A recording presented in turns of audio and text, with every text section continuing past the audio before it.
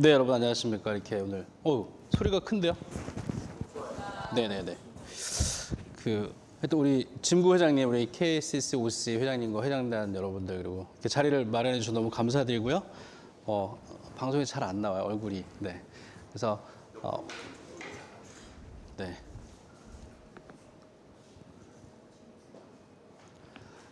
네, 요즘에 우리 아까 회장님 잠깐 말씀해 주신 것처럼 이 기업연금에 대한 우리 또 많은 의무화들이 생기고 또 이번 주인가 지난주 말에도 2025년도 가이드라인도 나오고 시큐어 액트 2.0 법안도 새로 업데이트되고 굉장히 많은 일들이 벌어지고 있습니다. 잘 아시는 바와 같이. 그래서 여러분들 기업하시면서 여기 이제 오너분들도 계시고 HR 담당하시는 분들도 많이 지금 방송에서 보고 계십니다. 네, 그래서 여러분들하고 같이 최근 업데이트된 내용들 좀 나누고 그리고 사실은 한 2주 전에 저희가 HR 분들만 대상으로 좀 심화 과정을 좀 했었는데 오늘은 너무 깊이 들어가지 않을게요. 그래서 최근에 이런 기업연금 관련해서 변화되는 내용들 우리 2025년부터 좀 더 바뀌는 것들도 있거든요. 그런 거 준비하시고 그리고 뒤에 좀 시간이 되면 플랜 운영하시는 분들이 계시면서 좀 궁금하신 거 올 연말이라서 좀 준비하셔야 될 것들이 있을 거예요. 그래서 그런 내용도 한번 시간이 되면 같이 보도록 하겠습니다.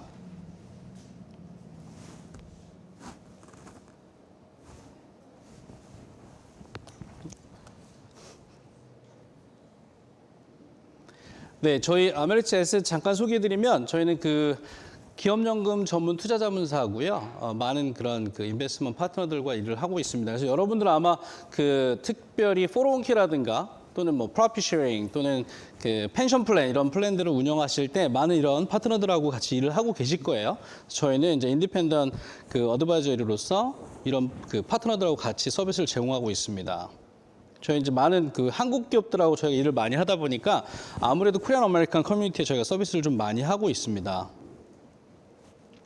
이렇게 저희는 내셔널 어소시에이션 오브 플랜 어드바이저라고 하는 가장 큰 기업연금 플랜 어드바이저 어소시에이션이 있어요. 거기에 이제 파트너 폼으로 일을 하고 있고 이렇게 스페셜리 이제 401k 특별히 우리 기업 하시는 분들 여기 KCC OC에 계시는 분들 많은 분들이 아마 401k 플랜을 운영하시는 걸로 알고 있거든요. 그래서 그쪽에 스페셜 팀들도 같이 이렇게 활동하고 있습니다. 최근에 여러분 한 4, 5년, 5, 6년 정도 된 것 같은데요.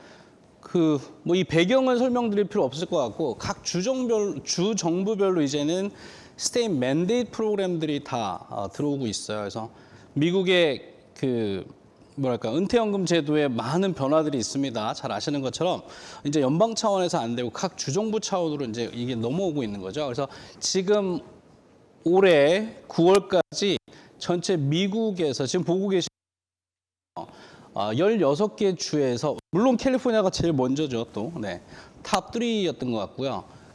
한 16개의 스테이트에서 연방정부에서 제공하는 거, 물론 소셜 시큐리티 이런 거 이외에도 각 주정부별로 어떠한 연금 플랜들을 꼭 제공해 줘야 된다라고 하는 의무화가 되고 있어요. 그래서 아마 여기 지금 방송 보고 계시는 분들도 꼭 캘리포니아 아니시더라도 다른 주에서 들어오신 분들도 계실 텐데요. 우리 주의 이런 내용들이 다 잘 나와 있습니다. 뒤에 잠깐 제가 보고 가도록 하고요. 그리고 향후에 지금 28개 스테이트에서도 그런 법안들을 만들고 있고요. 지금 한 4개 주만 그런 움직임이 없습니다. 그래서 우리가 살고 있는 캘리포니아, 오레건, 네바다 가까이에는 그리고 이스트코스트, 일리노이, 미네소타, 콜로라도 이런 많은 주에서 내용들은 조금씩 차이가 있습니다. 어떤 주는 벌금도 있고요. 이런 내용들이 있는데 여러분들 혹시라도 기업하시면서 그 지역에 비즈니스를 하고 계시는 분들은 이런 내용들을 조금 보고 가시면 좋을 것 같습니다. 주정부별로 이렇게 조금 정리가 되어 있는데 아까 말씀드린 것처럼 예를 들면 캘리포니아는 지금까지 W2 직원 기준으로 5인 이상 네, 일리노이에서 듣고 계신다고요? 네, 잘 들어주세요. 네. 감사합니다. 네. 캘리포니아 같은 경우는 현재까지는 5인 이상의 W2가 있는 기업이라고 하면,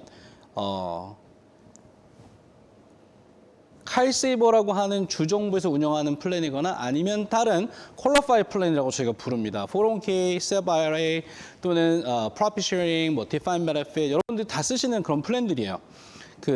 IRS에서 그리고 에리사 룰에서 얼라우하는 퀄리파이 플랜들을 가지고 계시면 이그잼트 받으시는 거예요. 별도로 다른 액션은 취하지 않으셔도 돼요. 그런데 2025년 내년 12월 31일 이후가 되면요. 캘리포니아가 정말 힘들어집니다. 아마 많은 분들이 떠나실 것 같아요. 오너를 제외한 non-owner employee 1명, 그러니까 W2 직원이 1명만 있으면 무조건 뭔가 하셔야 돼요. 그런데 여기서 오해가 많이 있으신 건 뭐냐면 회사가 매칭을 해주거나 어마운트를 연금을 넣어줘야 된다는 조건은 아니에요. 돈적인 건 아니에요. 그러니까 플랜을 제공해야 된다는 거거든요. 그러니까 이제 이런 계기가 돼서 우리가 이제 매칭도 하고 그동안 못했던 그런 플랜들을 하시는 경우가 굉장히 많으세요. 제가 뒤에 잠깐 어떤 종류의 플랜들을 우리가 할 수 있는지 보기로 하고요. 그래서 이제 내년 2025년 12월 31일 이후가 되시면 1인 이상 W2가 있는 오너분들 제외요. 있는 회사들은 무조건 칼세이버, 캘리포니아는 칼세이버라고 부릅니다. 그 플랜을 통해서 페이롤 디덕션을 통해서 Roth IRA를 하실 수 있게끔 원하지 않는 분들은 그냥 옵트아웃 할 수 있어요. 그러니까 일단은 법적으로 그렇다는 미니멈이라는 거고요. 그리고 벌금이 있어요, 캘리포니아는. 네, 안 했을 경우에. 지금 여기 보시면 per employee당 750불. 네.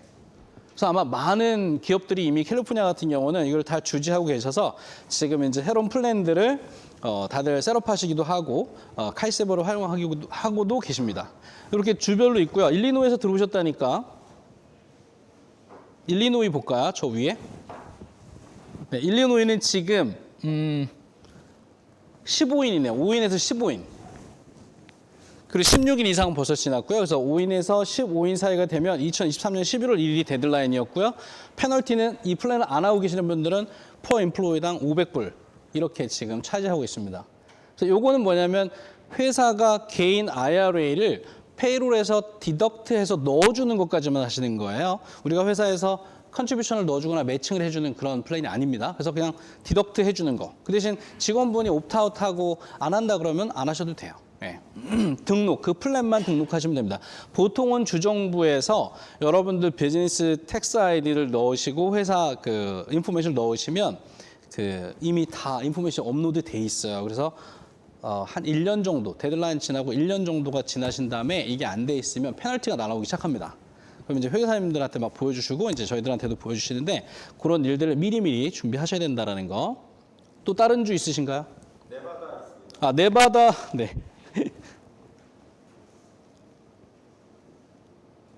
네, 네바다 같은 경우는 아직 의무화는 아니었죠. 아까 데드라인이 보시면 to be determined.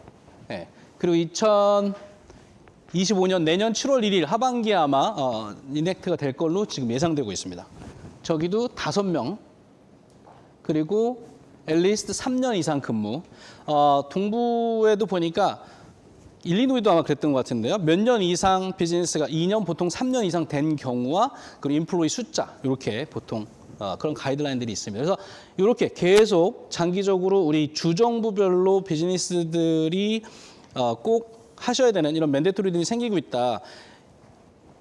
원래 본사는 처음 비즈니스는 캘리포니아에서 시작하셨다고 하더라도요. 다른 주에 또 다른 법인을 셋업하신다 이런 경우들 종종 있잖아요. 그럼 그 주에서 이런 그 state mandatory 룰이 어떻게 되는지 꼭 좀 보시고 하시길 바라고요. 가이드라인 캘리포니아 가이드라인은요 사무소 기준은 아닙니다. 법인 기준이에요. 그래서 예를 들면 이런 식 경우가 많이 있으세요. 저희 고객사들 보면 본사는 캘리포니아인데 지점이 애리조나에 있다거나 다른 주에 있는 경우들 있죠. 예, 거기 직원이 더 많은 경우도 있어요. 예를 들면, 예, 그거는 카운트하지 않습니다. 그러니까 캘리포니아의 그 법인 등록돼 있는 그 기준으로 합니다. 그래서 이렇게 계속 바뀌고 있다라는 거고요. 그럼 여러분들 아까 잠깐 말씀드린 그런 퀄리파이 플랜이라고 하는 이런 의무화를 대체할 수 있는 플랜들이 뭐냐. 그러면 이미 여기 계시는 분들 401k 플랜이나 이런 것들을 하고 계시면 전혀 신경 쓰실 게 없으세요. 아무것도 하실 게 없고요. 단 주정부에 들어가셔서 이그잼트를 신청하셔야 돼요. 예, 우리 회사는 이러이러한 플랜을 하고 있으니까 여기 이 룰에서 옵트아웃 한다라고 하는 이그잼트를 신청하셔야 되고요. 대체적으로 많은 분들이 이제 이번 기회에 우리 직원분들을 또 우리 오너분들의 그런 어떤 세금 절세를 위해서 이런 플랜들을 이제 생각하시게 되는데요. 크게 간단하게 말씀드리면 이 퀄리파이 플랜이다라고 하는 거는 우리 에리사 룰이 있어요. 네, 여기 안 나와 있는데 미국의 가장 대표적인 그런 기업연금 관련 법안이에요. 1974년도부터 시작돼서 사실은 여러분들이 사용하고 계시는 대부분의 연금 플랜들이 이 룰에 적용을 받고 있어요. 그래서 크게는 여러분들이 보시는 왼쪽에 Defined Contribution이라 해서 우리가 보통 말하는 401k, Profit Sharing, 뭐 SEP IRA, Simple IRA 이런 플랜들이 이제 거기에 해당되고요. 또 어떤 기업 같은 경우는 여기 Defined Benefit Plan이라 해서 펜션 플랜이라고 하는 우리가 보통 이런 것들을 많이 사용하세요. 그래서 아마 여기 지금 보고 계시는 분들도 아마 양쪽을 다 사용하시거나 아니면 either way 한쪽을 사용하실 수도 있고요.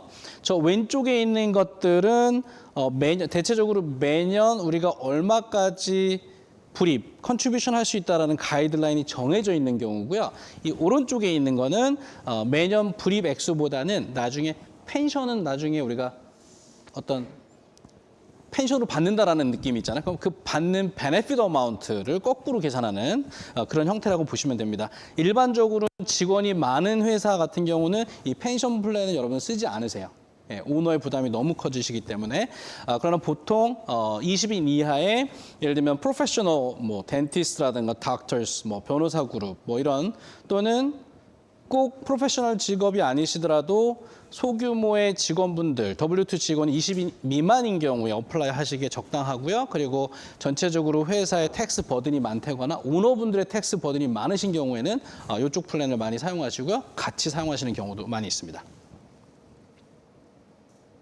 네, 간단하게 여러분들 2024년 기준으로요. 예를 들면 여러분들 여기 비즈니스 오너분들이 많이 계시니까요. 심플 IRA를 활용하시면 내 개인적으로 1년에 16,000불까지 컨트리뷰션 하시고 세금 공제를 받으실 수 있어요. 그리고 401k 플랜을 가지고 계시는 분들은 지금 50세 미만으로만 제가 말씀드립니다. 401k 플랜을 가지고 계시는 분들은 개인 급여에서 23,000불까지 저축을 하실 수 있고요. 50세가 올해 넘으신 분들, 50세가 되거나 이상이신 분들은 캐치업 구간에 7,500불 있어서 35,500불까지 내 급여에서 디덕트가 가능하고요. 그리고 회사 입장에서는 추가로 매칭이나 프로핏 쉐어링들을 넣어주실 수 있어요. 그래서 이 세 번째는 401k 프로핏 쉐어링을 같이 사용하실 경우 또는 SEP IRA를 사용하실 경우 맥시멈으로 1년에 회사가 넣고 내가 넣는 거 다 포함해서 69,000불까지 개인적으로 공제를 받으실 수 있습니다. 저희가 이거를 판단하는 기준은 이제 텍스 버든이 매년 어느 정도 되느냐에 따라서 저희가 이제 이 컨설팅을 해드리죠. 그리고 만약에 요거 갖고 안 된다. 그리고 우리 오너 직원분들이 뭐 20인 미만이신데 오너 패밀리가 여러 분 들어가 계시다 페이롤에 그런 경우라면 이쪽 펜션 플랜까지 애드를 하시게 되면 1년에 뭐 30만 불, 40만 불 뭐 많이 공제를 회사 레벨에서 하시고 세금을 줄이실 수 있는 그런 방법들이 있습니다. 그래서 여러분들이 참고로 어떤 걸 활용하시는지 모르겠지만 이렇게 그 텍스 버든에 따라 가지고 그 공제 구간에 따라서 활용하실 수 있는 그런 플랜들이 있다라는 거를 잠깐 짚어보도록 하겠습니다. 짚어봤습니다. 네. 자, 여러분 여기 계시는 분들은 거의 401k 플랜, Defined Contribution 플랜을 쓰고 있다라고 제가 가정을 하고요.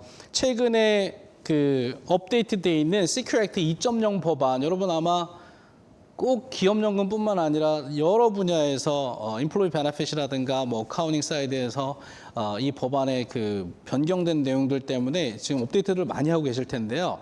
Secure Act 2.0에서 저희 401k Defined Contribution 플랜에서 또 변화들이 많이 있습니다.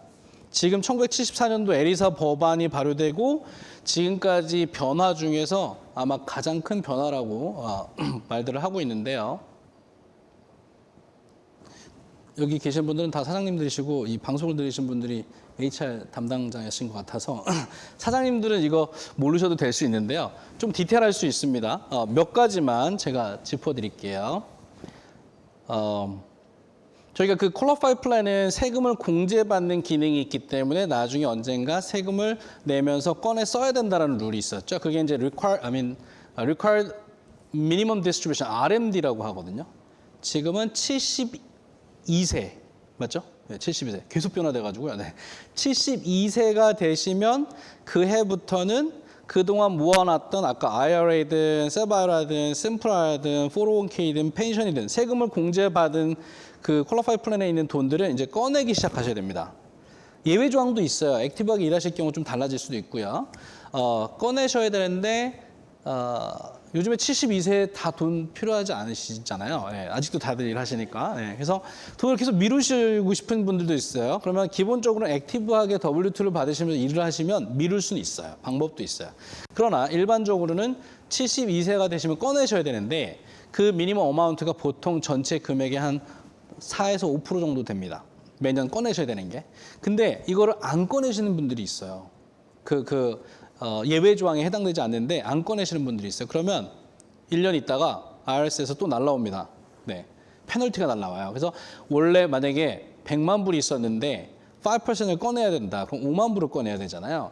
근데 안 꺼냈으면 원래 꺼내야 되는 금액의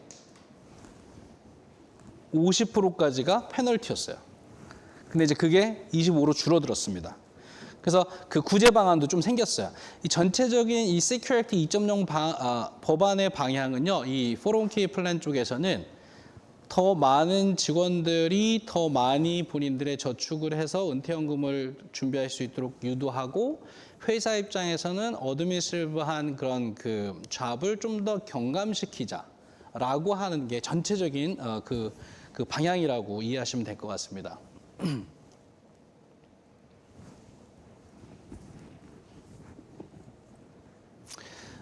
인플로어 매칭을 그동안은 어떻게 해줬었냐면 비포 텍스에만 매칭을 해줄 수 있도록 되어 있었어요. 그러니까 우리 401k 보시면 좀 디테일할 수도 있는데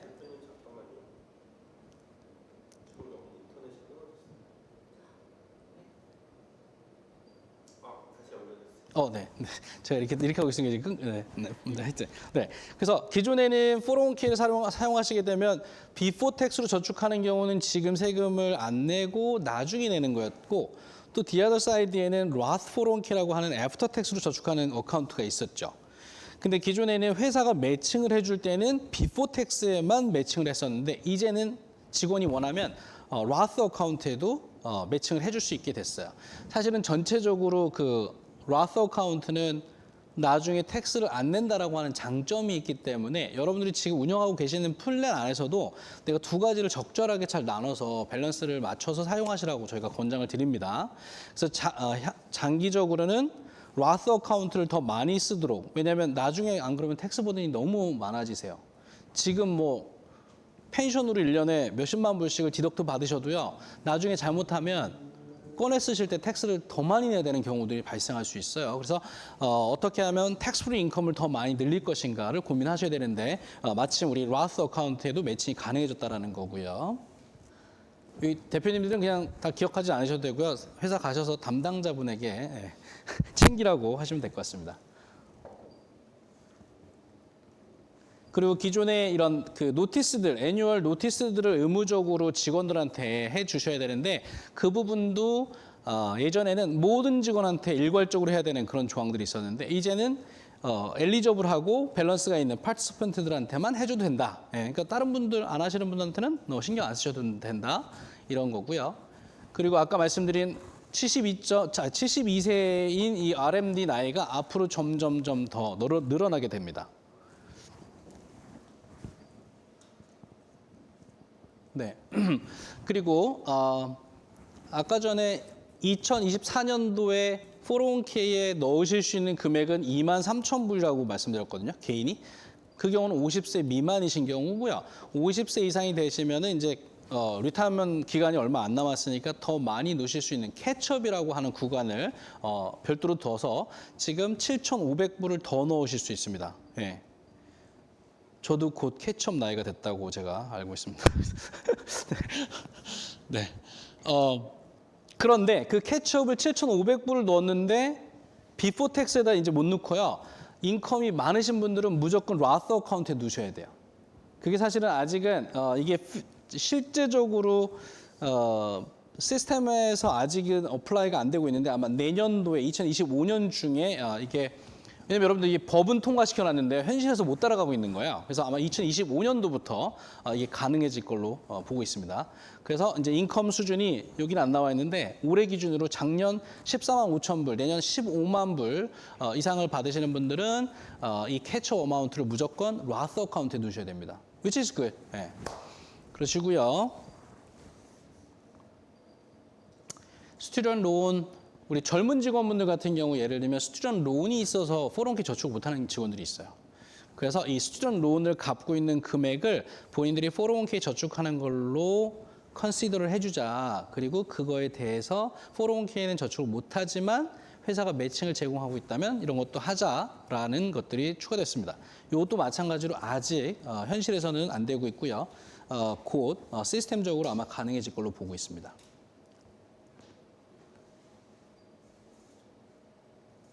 네, 아까 말씀드린 72세 RMD 룰이 그 로스 어카운트 애프터 텍스로 저축하고 나중에 텍스 프리가 되는 그 어카운트에서는 72세 룰이 원래 있었는데 그게 이제 없어졌어요. 그것도 좋아진 거고요. 안 꺼내셔도 되고요.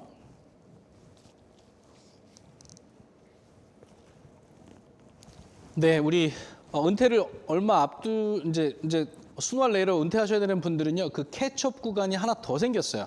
아까 말씀드린 거는 50세부터 캐치업이라고 말씀드렸는데 이제 2025년부터는요, 내년 1월부터는요, 60세에서 63세가 되시면 추가로 더 넣으실 수 있어요. 그래서 뒤에 가이드라인 제가 나온 거 말씀드리도록 하겠습니다. 아무래도 이제 은퇴 시점이 얼마 안 남았으니까 이런 혜택을 더 드린다고 보면 되고요. 그리고 이게 좀 이제 질문들이 많으셨는데요. 그동안은 저희가 이제 1년에 풀타임 파타임이라는 기준, 풀타임 파타임이라고 하는 기준을 가지고 우리가 이 직원을 플레이 넣을 거냐 안 넣을 거냐 이런 이야기들을 많이 했거든요. 그래서 일반적으로는 1년에 풀타임이라고 하면 여러 가지 방식이 있습니다만 1000시간 이상을 근무하는 사람을 풀타임이라고 일반적으로는 봅니다. 여러 가지 가이드라인이 있어요. 그리고 파타임은 뭐냐면 500시간을 기준으로 봅니다. 그래서 기존에는 사실은 좀 이게 리니언해가지고 여러분들이 뭐 누시는 경우도 있고 안 누시는 경우도 있었는데 이제는 500시간 이상 우리 회사에 2년 연속으로 근무를 하신 분이라고 하면 401k에 이제 엘리저블 하게끔 해주셔야 돼요. 그게 미니멈입니다. 하지만 반드시 매칭을 해주셔야 되는 건 아닙니다.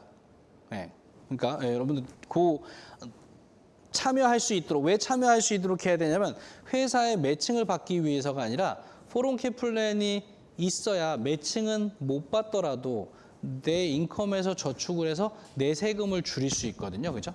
그러니까 플랜을 제공해 주는 것 자체가 굉장히 큰 어드밴테이지입니다. 그래서 롱텀 파트타이머 분들도 이제는 엘리저블하게 해줘야 된다는 거고요. 네, 오토매틱 인롤먼은 이제 예전에는 원하는 분들만 플랜에 가입해야 됐다면 이제는 모든 사람이 플랜에 엘리저블해지면 자동으로 가입하도록 해야 되고 원치 않는 사람만 빠져나가도록 옵트아웃 하도록 그렇게 변경됐습니다. 아마 대표님들은 모르셔도 되는데 우리 담당하시는 분들은 대략 이런 내용들은 다 아시고 계실 걸로 보고 있습니다. 자, 2025년도에 이런 그 가이드라인이 이제 지난주에 이번 주 초인가 발표됐습니다. 그래서 매년 그 코스트 리빙을 따져가지고 매년 요 금액들이 조금씩 변하죠. 그래서 잠깐 좀 보시면요, 쭉 볼게요. 401k, 403b 다 같은 거라고 보시면 되실 것 같고요. 일단 401k의 2025년도 리밋은 500불이 더 올라가서 23,500불 개인입니다. 50세 미만. 넣으실 수 있고요. 회장님 보이세요? 제가 네. 그리고 캐치업은 50세 캐치업은 7,500 그대로고요. 만약에 60세에서 63세가 되시는 분들은 11,250불까지 더 넣으실 수 있는 겁니다. 그래서 만약에 60세가 되신 분이 난 맥시멈 하겠다 그러시면은 23,500불 플러스 11,250불, 그럼 34,750불까지 제 개인 급여에서 넣으실 수 있습니다. 네, 그러시고요. 토럴 컨트리뷰션은 회사가 넣어주는 거, 내가 넣는 거 다 더해서 올해는 69,000인데 내년에는 7만 불까지 되고요. 그리고 이것도 50세 이상 되시는 분들은 캐치업까지 해서 77,500불. 직원 수가 많은 기업에 같은 경우는 이런 액수가 별로 신경이 안 쓰이실 텐데 아까 401k, 프로핏 쉐어링 그리고 펜션 플랜까지 다 하시는 직원 수가 좀 적으신 이런 회사 같은 경우는 이런 어마운트들이 중요할 수 있습니다. 얼마만큼 맥시멈으로 디덕션 하느냐도 중요하거든요. 60세 넘으신 분들은 81,250불까지 가능하신 거죠. 그리고 IRA 컨트리뷰션은 7,000불 동일하게 올해와 똑같이 유지되고요. 50세 넘으신 분들은 캐치업 1,000불이 있어서 내년에 마찬가지로 8,000불까지 넣으실 수가 있습니다.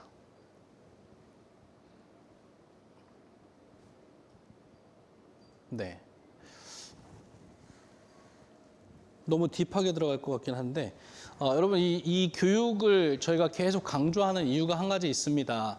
기존까지는요, 캘리포니아 같은 경우도 2018년 이전까지는 이런 그 기업연금 의무화에 대한 것들이 별로 현실적으로 와닿지 않았습니다. 근데 대표님들이 아셔야 되는데요. 법적인 문제를 우리가 비즈니스 하시다 보면 노동법에 신경을 많이 쓰시게 돼요. 그죠? 아무래도.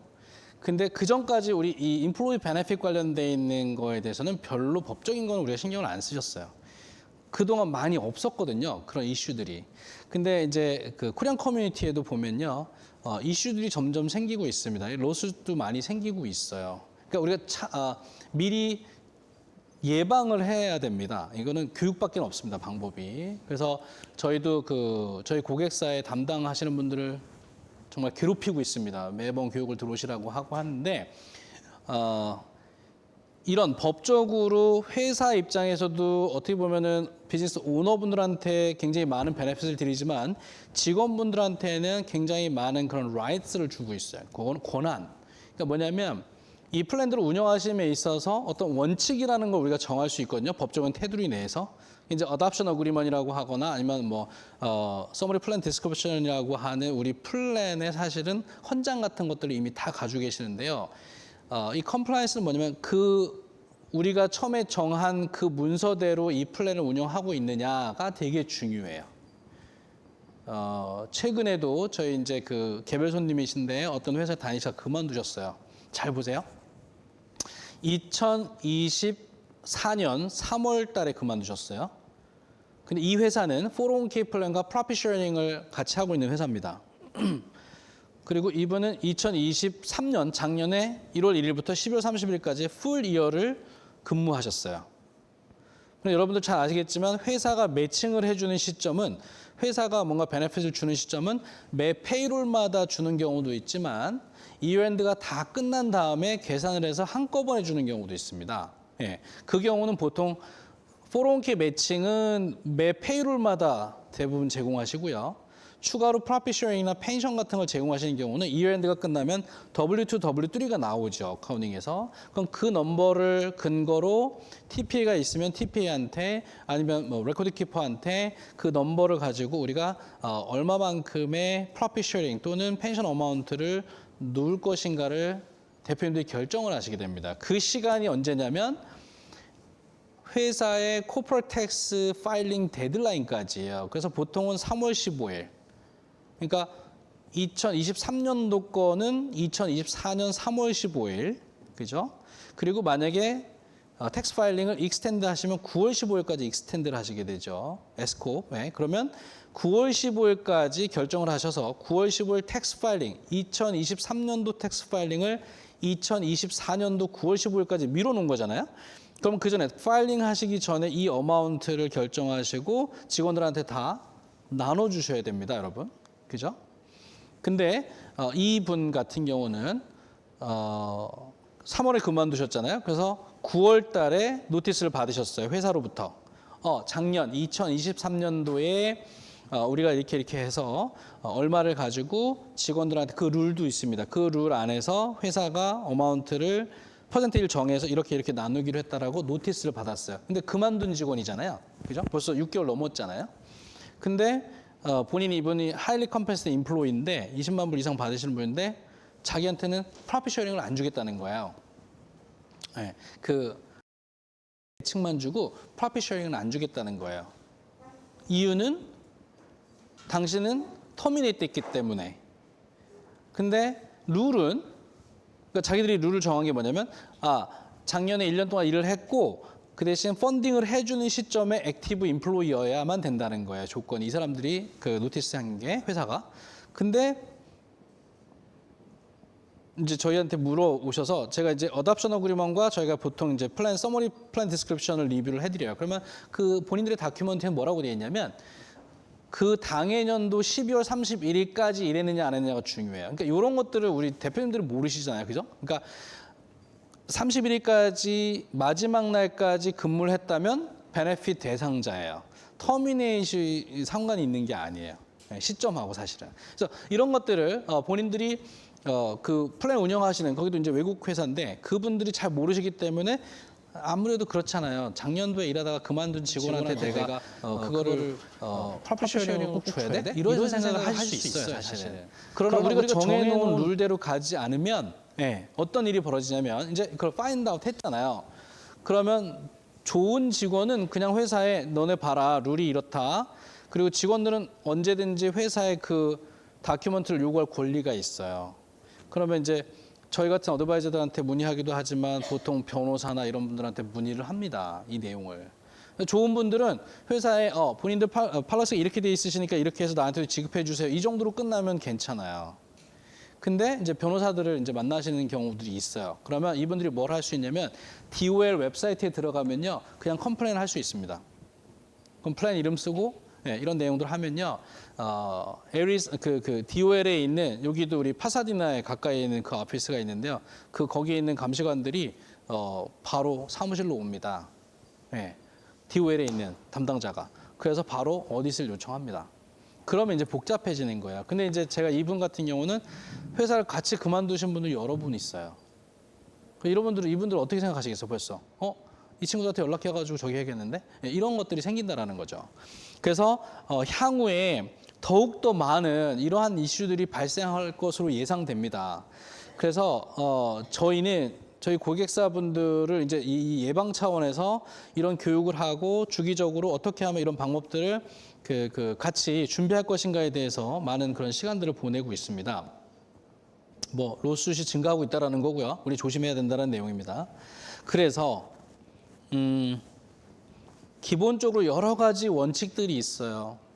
피디셔리 룰이 있고 한데 여러분들 담당자분들께서 이제 공부를 하셔야 될 부분들이긴 한데 기본적으로 우리가 어드미니스트레이션을 하면서 크게 세 가지 업무를 꼭 챙기셔야 됩니다. 첫 번째가 뭐냐면 이 플랜을 운영하실 때 데드라인이 반드시 지켜져야 되는 업무들이 있어요. 이거는 저희가 고객사들 같은 경우는 이미 다 담당자분들한테 제공을 해드리고 있습니다. 두 번째는 주기적으로 꼭 반드시 해야 되는 업무들이 있고요. 세 번째는 우리가 꼭 기록을 해야 되는 업무가 있어요. 현실은 지금 굉장히 우리 코리안 커뮤니티만 제가 말씀드릴게요. 한국 회사들이 401k 운영하시거나 퀄리파이 플랜을 운영하시는 경우에 많은 어려움들이 있습니다. 첫 번째, 우리 HR 담당하시는 분들도 아직 준비가 안 되신 경우가 많으세요. 왜냐하면 이러한 교육들이 없었어요. 그리고 HR 분야에서도 사실은 중요하지 않았고요. 그러나 앞으로는 더욱더 이 부분에 대한 그 컴플라이언스에 대한 이슈들이 발생할 거기 때문에 지금부터 이제 준비를 해야 되고요. 대표님들도 당연히 이거에서 우리가 인식을 못했습니다. 그래서 이제 비즈니스 하시는 분들은 아까 처음에 스테이트 맨데이트 얘기도 들으셨지만 잘 활용하면 너무 서로에게 윈윈할 수 있는 건데 잘못 우리가 그냥 지나치게 되면 큰 나중에 백파이어가 될 수 있다는 거고요. 특히 이 401k를 담당하시는 직원분들이 회사를 그만두셨을 때 다른 분이 오셨을 때 과거에 경험이 있으신 분들이면 너무 다행인데 경험이 없으셨던 분들 같은 경우는 인수인계가 또 잘 안 되는 경우들이 있어요. 그래서 이제 어드바이저 분들하고 다시 미팅하고 다시 교육하고 이런 과정들을 거치는데요. 제가 대표님들께 꼭 말씀드리고 싶은 건 뭐냐면 대표님들도 다 대부분 사이너로 들어가 있으세요. 제가 우리 고객사한테 꼭 말씀드리는 건 대표님 이름으로 오는 401k라는 단어가 들어가 있는 또는 401k 회사와 여러분 아시잖아요. 뭐 ADP든 뭐 보야, 뭐 피델리티 이런 회사들에서 오는 이메일이 있다고 하면 제발 그냥 버리지만 마세요.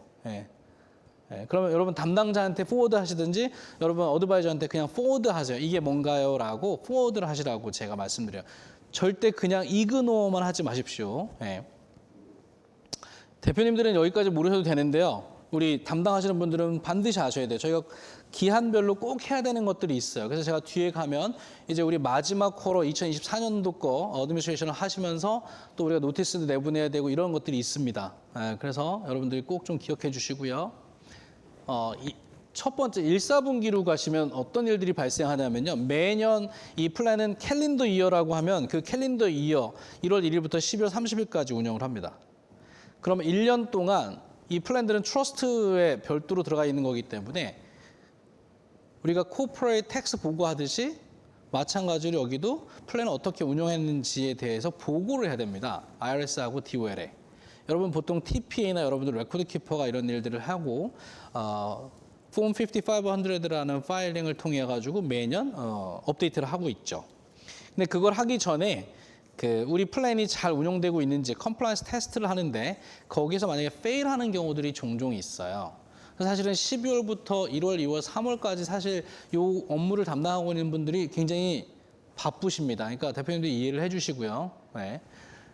다른 일을 하고 있는 게 아니고 이거 굉장히 많은 일들을 하고 있어요. 그래서 예를 들면 그런 테스트 중에 ADP, ACP 테스트가 있습니다. 근데 여기서 페일하게 되면 뭔가 픽스를 해야 돼요. 돈을 내주거나 아니면 우리가 들어갔던 돈을 빼거나 이런 작업들을 해야 됩니다.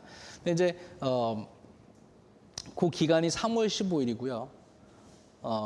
그리고 이걸 지나가게 되면은 더 많은 텍스와 페널티를 내야 되는 뭐 이런 일들이 있습니다. 그래서 제가 디테일하게는 안 들어가겠지만 대표님께서 이런 부분들이 있다라는 거 꼭 기억하시고요. 제가 왜냐면 그 스태프분들이라고 하면 디테일한 그 스케줄을 말씀을 드릴 것 같은데 여기 대표님들이 많이 계시니까요. 간단하게 제가 짚고 넘어갈게요. 중요한 것들만. 여기 아까 제가 말씀드렸던 그 세금 보고 전에 회사가 매칭이나 프로핏 쉐어링이나 컨트리뷰션 해줄 경우에는 무조건 텍스 보고 전에 하셔야 된다. 작년에도 저희 보니까요. 텍스 보고 하신 다음에 이거 안 넣었는데 이런 경우 있어요. 그럼 또 복잡해져요. 텍스 어멘드 해야 되고 막 이런 일들이 있기 때문에 꼭 여러분들 기억해 주시고요.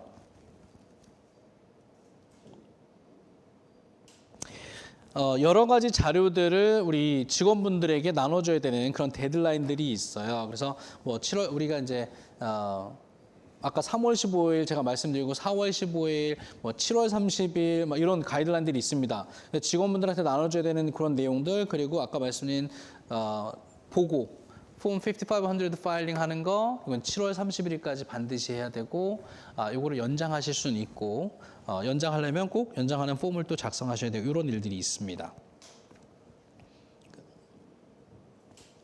자, 마지막 코너로 가볼까요? 지금 12월 달에 하셔야 되는 것들 이제 12월 달에는 이제 플랜에 따라 다르겠지만 만약에 세이프 하버 플랜을 운영하고 계시다 하면 담당자분들은 아실 거예요. 세이프 하버 플랜. 그렇다고 하면 세이프 하버 플랜 노티스를 30일 전에 주셔야 됩니다. 즉 2025년도에 어떻게 우리가 플랜을 운영할 것이다라고 하는 노티스를 주셔야 되고요. 그리고 쿼디아라 그래가지고 Qualified Default Investment Alternative 옵션을 대부분 갖고 계세요. 이 인베스트먼트 라인업에 대한 인포메이션을 제공해야 되고요. 아까 오토매틱 인롤먼을 하고 있는 플랜들 2023년 이후에 셋업되신 플랜들은 100% 오토매틱 인롤먼 피처를 가지고 계셔야 되고요. 그 전에 셋업하신 플랜들은 의무사항은 아닙니다. 이번에 세큐 액트에 업데이트된 거고요. 그래서 이러한 플랜들인 경우에는 오토매틱 인롤먼 노티스를 주셔야 되고요. 그 다음 Participant Fee Disclosure 매년 한 번씩 의무적으로 최소한 우리가 비용을 얼마를 직원분들이 내고 있나 이런 것들을 12월 2일, 30일 전까지니까 이어엔드 내보내주셔야 되고요. 12월 15일 SAR은 뭐 여러분들이 크게 신경 안 쓰셔도 될 거예요. TPA가 있는 분들은 TPA가 다 준비해 주셨기 때문에 요거 내보내주세요. 이렇게 이제 지금부터 11월 말까지 TPA들이 있는 분들은 TPA가 이제 이메일을 계속 보낼 겁니다. 요거 직원분들한테 파티스펀트 노티스, SAR 뭐 이런 것들 내보내라고 하시면 직원분들한테 내보내시면 돼요. 네, 12월. 네, 제가 말씀드린 겁니다. 주기적으로 하셔야 되는 업무들이 있으세요. 이건 대표님들이 다 하실 수는 없으실 거고요. 사실은 그 피디셔리 룰을 보면은 우리 사인하시는 대표님들, 트러스티, 그리고 어드미니스트레이터 이런 분들이 사실은 우리 플랜에 누군지 정하셨을 거예요. 그럼 그분들이 라이빌리티를 지십니다. 비즈니스 자체도 마찬가지지만 개인적인 라이빌리티까지 가져가세요. 그러니까 사인하신 분들, 네, 내가 어딘가 사인하셨다 그러시면 꼭 오늘 가셔서 Adoption Agreement, 우리 Summary Plan Description 이 정도는 꼭 어디에 있는지 찾아보시고요. 내가 사인을 하셨다 하시는 분들은 fiduciary 책임자다라고 꼭 기억을 하시고요. 컴플라이언스에 책임이 있다. 대표님들은 사인을 안 하셨어도 네, 당연히 있습니다. 스폰서로 참여하시기 때문에. 그래서 주기적으로 우리 플랜 다큐먼이나 이런 것들을 리뷰하셔야 되고요. 그리고 직원분들이 이런 엘리저블 해줬을 경우에 오퍼튜니티를 제대로 받고 있나, 플랜에 들어올 수 있고 가입할 수 있는 그런 것들이 제대로 되고 있는지, 그리고 이런 폼들을 제대로 받고 있는지 이런 것들을 make sure 하셔야 되고요.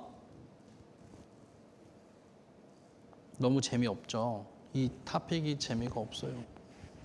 노동법보다 재미없는 것 같아요. 제가 보니까. 제가 그 노동법 변호사님들하고도 세미나 같이 해보면 노동법 변호사님들은 재밌게 많이 하시더라고요. 근데 이 토픽은 너무너무 힘들어요. 네. 그러나 굉장히 중요합니다. 노동법 못지않게. 아, 그러세요? 저는 4명만 남았다는 줄 알았는데. 네, 감사합니다, 여러분. 네. 자, 기록을 하셔야 되는, 반드시 기록해야 되는 업무들이 있죠. 사실은 지금 제가 이렇게 말씀드리는, 이렇게 자꾸 이거 교육을 자꾸 드리는 이유는 뭐냐면요. 여러분들 같이 일하시는 벤더들이 있어요. 어드바이저도 있고요. TPA도 있고요. 또는 레코드 키퍼도 있습니다. 이 벤더들이 여러분들과 같이 언제든지 소통하고 계시다라고 하면 큰 문제가 없을 수 있어요. 왜냐면 이렇게 여러분들 배우셔가지고 우리 플랜은 어떻게 돼 있지? 한번 뒤져보실 때 그 벤더들하고 같이 커뮤니케이션 하시면 문제가 없어요. 근데 간혹 보면 어드바이저도 연락이 안 돼, TPA도 연락이 안 돼, 레코드 키퍼는 자동 음악기로 넘어가. 너무 답답한 경우들이 많으세요. 뭐 예를 들면 어디서 뭐가 질문이 왔는데 그런 경우라면 여러분들 다시 한번 좀 찾아보시는 게 좋을 것 같아요. 이렇게 그리고 네, 이 대표님들이 앞에 계셔가지고 너무 디테일한 걸 제가 말씀을 못 드리겠지만 이렇게 해야 되는 것들, 기록해야 되는 것들이 많이 있어요. 그래서 저희 같은 경우는 각 플랜별로 매년 2020년, 21년, 22년, 3년 이렇게 여러분들이 자료들을 다 가지고 계셔야 되고요. 벤더의 빌링 자료라든가 뭐 전체 플랜 스테이먼트 자료라든가 페일했으면 페일한 자료라든가 5500라든가 이런 자료들을 다 여러분 차곡차곡 기록을 잘 해 두셔야 됩니다. 네.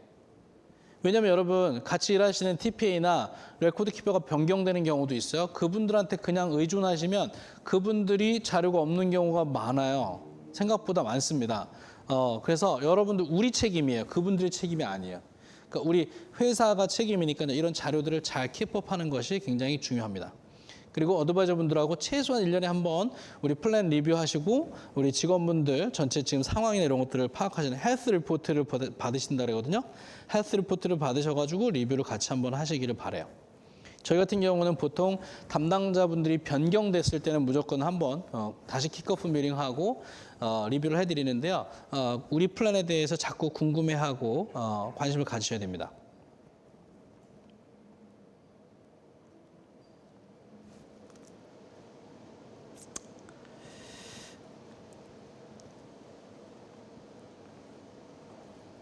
자, 직원분들에게 디스클로즈 해줘야 되는 내용들이 있어요. 그래서 간단하게만 여러분 다 아시는 내용일 수도 있지만 간단하게 우리가 무슨 자료들을 직원들한테 제공해야 되나 여기까지만 제가 정리하도록 하겠습니다. 첫 번째는요. 여러 가지 종류 중에요. 모든 401k 플랜에 다 제공해야 되는 겁니다. 공통적으로. 그러니까 401k 플랜도 종류가 다양한데요. 여러분들이 401k 플랜을 가지고 계시다 하시면 저 세 가지는 동일합니다. 첫 번째, Summary Plan Description은요.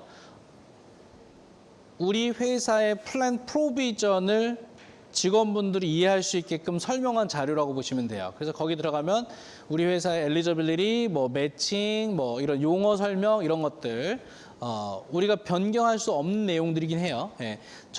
그 SPD는 만약에 어떤 직원분이 엘리저블한 날짜가 7월 1일이다. 그러면 7월 1일 이전, 90일 이전 이내에 꼭 저 SPD를 제공해야 돼요.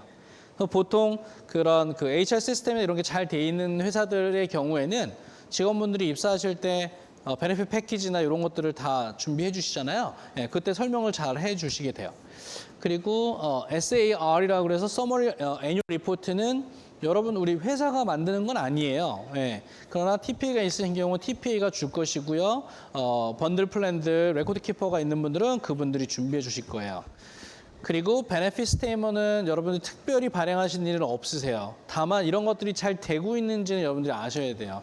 예를 들어 내가 잔행하게 포럼키를 갖고 있다. 그러면 쿼럴리 각 개인별로 스테이먼이 다 올라오기 때문에 그죠? 문제가 없으세요. 단 어떤 데는 늦게 올라올 수도 있잖아요. 그러니까 그런 것들 우리가 이제 담당하시는 분들이 좀 보셔야 될 것 같고요.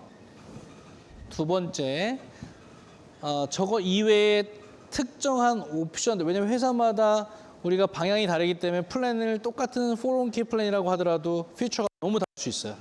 첫 번째, 이런 옵션들이 있는 경우에 나가야 되는 것들, fee notice. 저거는 fee는 매년 한 번 내보내는 게 원칙이지만 중간에 변경되는 경우도 있어. fee가 올라가는 경우는 극히 드물고요. 줄어드는 경우들이 대부분입니다. 예, 자산이 이제 올라가면은 fee는 줄어들게 돼 있기 때문에 그런 노티스들. 그리고 세이프 하버 플랜이라고 하는 플랜들을 운영하시는 경우가 있어요. 제가 디테일하게 설명은 안 하겠습니다만 아까 401k, profit sharing, 펜션 이렇게 같이 운영하시는 직원분이 20명 미만 대체적으로 소수인 경우에는 이런 플랜들을 많이 하시는데요. 이 플랜인 경우에는 아까 우리 연말에 보내주시는 노티스에도 세이프 하버 노티스라는 게 따로 있어요. 그리고 이거 계속 중복되네요. 오토매틱 인롤먼트 피처가 있으면 그 관련돼 있는 거. 그리고 QDIA 거의 대부분 해당되실 겁니다. 요즘에는. 예전에는 저 QDIA 라인업이 없었는데 요즘에는 거의 다 있으시기 때문에 이런 노티스들. 요거는 이제 특별한 이벤트가 있었을 경우에 제공해야 되는 그런 내용들입니다. 첫 번째는요, Summary of Material Modification. 최근 보면은 예를 들면 이런 경우도 있으세요. 2024년도에는 우리 회사가 조금 어려워서 매칭을 못 하고 있어요. 그럴 수도 있죠. 근데 2025년도부터 우리가 매칭을 할래 이러실 수 있어요. 그러면은 그건 굉장히 중요한 변화예요. 그래서 Material Change에 해당되거든요. 그런 플랜 내용들이 변경되었다. 그러면 직원들한테 알려주셔야 되고요. Fee Change. 뭐 벤더가 바뀌었다, 인베스트먼트 라인업이 바뀌었다, 여기 있네요. 인베스트먼트 체인지 이런 것들. 그리고 A라는 회사에서 B라는 회사를 우리가 옮긴다 그러면 보통 30일 블랙아웃 피리어드가 있어요. 플랜을 변경하는 때니까 이런 것들이 발생하게 되면 특별한 이벤트이기 때문에 꼭 노티스를 줘야 된다. 이런 것들 상식적으로 알아주시면 좋을 것 같고요. 마지막으로요. 이 fee disclosure를 어떻게 제공하느냐 이거에 대한 것도 법적인 그런 가이드라인이 있어요. 그래서 예전에는 다 그 서류, 문서로, 그래서 다큐멘트로 이렇게 피지컬리 줬다면 이제는 온라인으로 하셔도 무방하고요. 근데 그 온라인으로 하실 때는 어떤 이메일을 쓸 거냐, 일렉트로니컬리 이런 것들. 다만 조심하셔야 되는 거는 뭐냐면 뭐 그냥 브레이크룸에다가 이렇게 홍보하듯이 붙여놓으신다거나 이런 것들은 인정이 되지 않습니다. 그래서 개별적으로 등록되어 있는 주소로 메일아웃을 하든지 아니면 이메일로 발송하거나 이런 것들 그 에리사법에서 허락하는 조건에 따라서 디스클로저 노티스를 해주셔야 될 것입니다. 네. 뒤에 슬라이드가 한 50장 남아 있는데요. 네, 이 정도에서 마무리하는 걸로 하고 혹시라도 이런 여러분께서 운영하고 계시는 플랜들에 대해서 궁금하신 사항이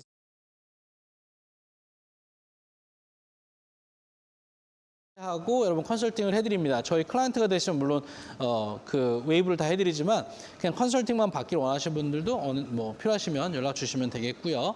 혹시 여기 계시는 분들 중에 질문이나 아니면 그 유튜브에서 질문 있으시면 네 완벽하죠? 네 질문이 없습니다. 네 우리 질문 있으시면 질문 받겠습니다. 네 알겠습니다. 요거는 동영상으로 나간 거는 나중에 또 볼 수가 있나요?